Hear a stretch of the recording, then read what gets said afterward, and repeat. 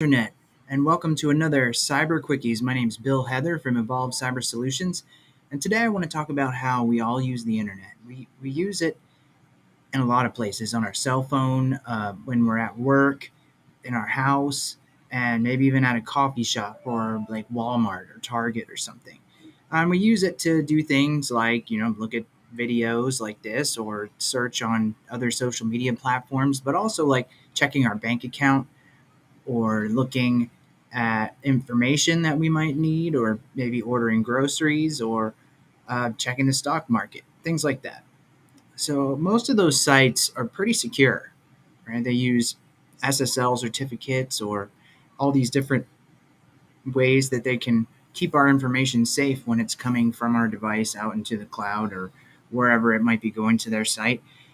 But what we may not realize is that if we are on the internet, especially in a public place, but even in the office or at home, somebody could be looking at that traffic. Somebody could be seeing the information. And sometimes, even if those encryption methods are being used, where we think that things are being protected, but there's what's called a man in the middle. So, because some of these things can happen, people sometimes can avoid or should avoid using public Wi Fi. The solution to this can be what's called a VPN, or a virtual private network.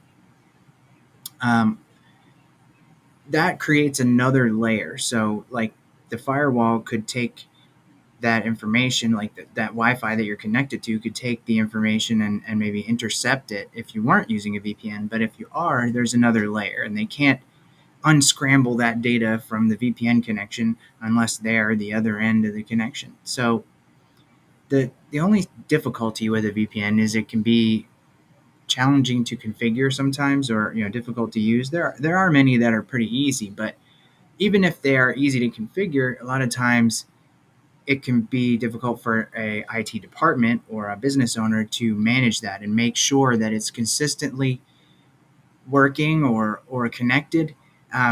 Really, we're just maybe hoping that we're using it, or we want to use it. Like, if we're a person and we just set up our own VPN, I mean, I think I might do that, on my phone, and say, oh yeah, I'm going to plug in my VPN, but maybe I forget to turn it on, or maybe it isn't working right now and it's just being a pain, so I just do what I got to do anyway.